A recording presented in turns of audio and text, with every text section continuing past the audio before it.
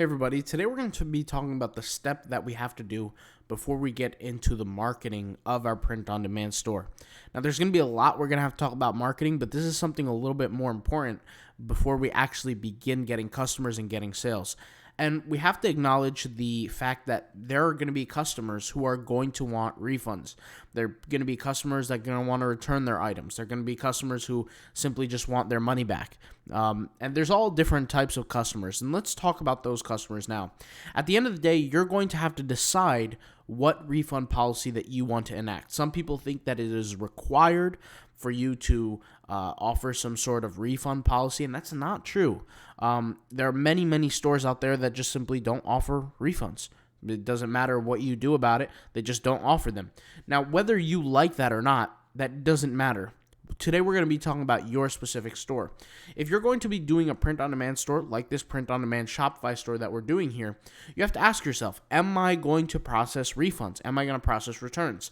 Now, to be clear, the print-on-demand company that is printing your clothing for you is not going to take any of the refunds. They're not going to deal with it. They're not going to give you your money back. And they're just not going to handle it, right? And what I'm saying is for example, here, all these designs that we've created them through a company called Printful, okay? Printful is not going to accept the refund or the return. They're not going to send you back your money. They're not going to send you back the money that cost you to produce the product. They're not going to do it. Okay, so you have to ask yourself, are you willing to take that cost on the chin, or are you going to just get rid of the whole concept of a refund policy altogether? That's up to you. Now, I'm going to explain the kind of two differences between both. The first side is if you do offer refunds, well, then you're going to have to pay that out of your pocket. Now, what are those costs? The first cost is the shipping cost to the consumer, right? So the shipping cost to get the item to the consumer. Sometimes it could be $3, $4, $5, $6, $7, $8, $9, depending on the product. Sometimes even more, depending on the order. Okay, that's the first thing. The second thing is you're going to have to focus on the cost of the actual item to fulfill. So let's just say it's a T-shirt and it costs, I don't know, $10, $12, $15 to produce, right? With the design and everything like that. So let's say $15 plus your $5 shipping. That's $20, right? Let's just say that's the case. Those are going to be charges that you're going to have to be responsible for if you decide to give refunds. You also have to ask yourself, what is the percentage of the amount of orders that refunds are going to come through? Okay, refunds, somebody could say, you know what? I don't feel like I like this product. Let me get a refund. Every business is different, right? I recommend in the print-on-demand space that you do not offer refunds. Why? Because everything is made to order, which basically means that the design that is created on that T-shirt, right, on that hoodie, on that pair of pants, on that hat, once at one point never existed, which means that when the order goes through, then the design is put on. It can't be removed and then reused to another customer. It is what it is. So I recommend, this is my personal way of doing things, is don't offer a refund policy. Just simply say once the orders are sent out, that's it. I mean, you can't cancel them, you can't refund them. Now, the best way to do this, that I found in my opinion, is just including them in the frequently asked questions section. So the frequently asked questions is a section that you're going to involve in your website or add to your website. And obviously, every Shopify store is a little bit different, but you're going to add this in, and you're going to make the common questions known to the consumer. For example, the first question that I posed here is, are we allowed to cancel orders? Now, it depends on your business and how you're going to run things and how you're going to run the logistics, but you might want to offer a certain period of time to where a consumer might want to cancel. So, for example, there are many times where consumers would buy a product and then a few hours later be like, you know what, no, I want to cancel it. Well, if you had fulfilled that order a little bit too early, you might have either said to the customer, we can't do that, or you might have to take it on the chin and lose the money and be like, okay, we'll cancel the order for you. Or you're going to essentially send the product out to the consumer and hope that they don't form a chargeback. If they form a chargeback, which is actually more likely, then you're going to be losing everything, the product, the cost, everything. So you want to be aware of those things.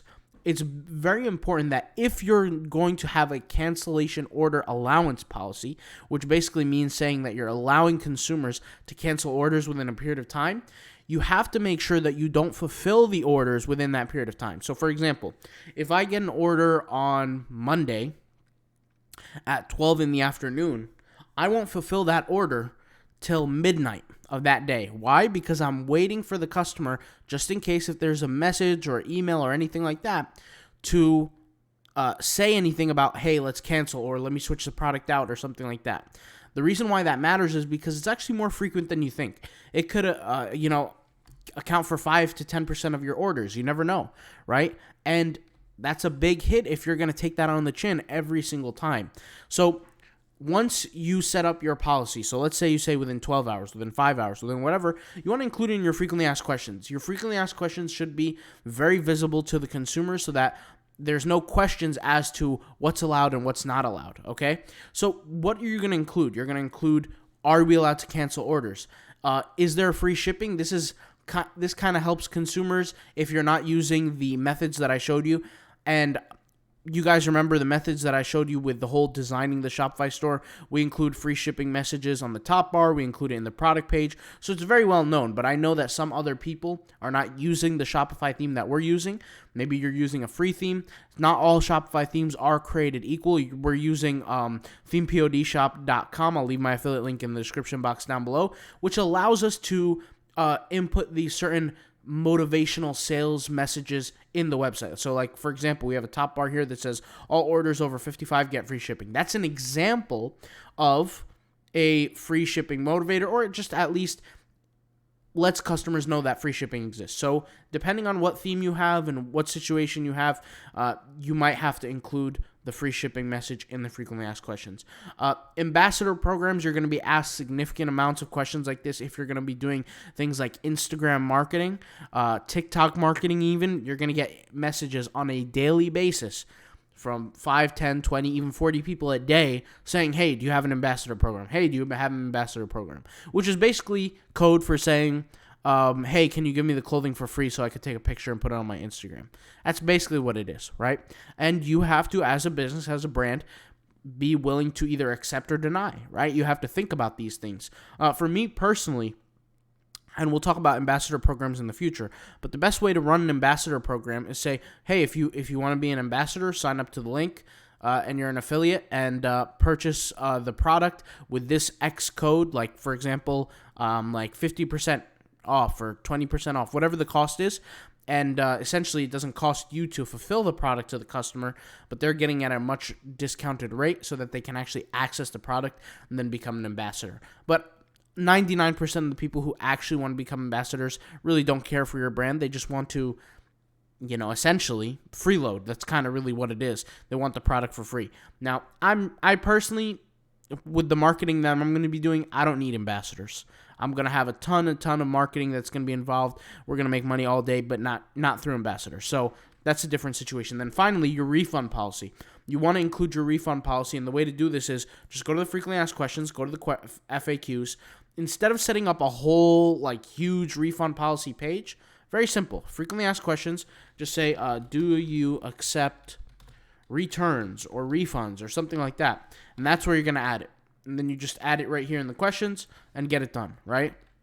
You say yes or no or whatever kind of details you want. And once again, if you're going to accept the refunds, you have to state, what kind of situation they're going to be in, how they're going to be set up, meaning, what's going to be the condition of the clothing. Are they going to be wrapped or unwrapped? Are they going to be used, worn, etc.? It's completely up to you. Now, something that I do want you to be aware of is when you accept your refunds, you have to think of, okay, how can I use this for business practice? Is it just going to be a simple write-off? Is it going to be, an expense that I have nothing that I can do about it? Are you going to donate the clothing? Are you going to use it? You got to think about these things. It is important because, and it's something that we have to talk about, and I know it's kind of unfortunate, but it's just part of the game. Nobody in the print-on-demand likes to talk about refunds, doing customer service, all these kind of things. Nobody likes to talk about that. But it's just part of the game. We have to get it done. So that's something you're going to want to think of before you start doing the marketing. Because once you do the marketing, that's when the customers are going to be coming in. So, and assuming you do the marketing correctly, obviously. But you guys get what I'm trying to say here with everything that I'm saying. the marketing is going to be a big part of it. All right. So in the next video, we'll just do a roundup video, just going through everything that we've done and how far we've gotten. And then after that, we'll be jumping into the marketing videos. All right.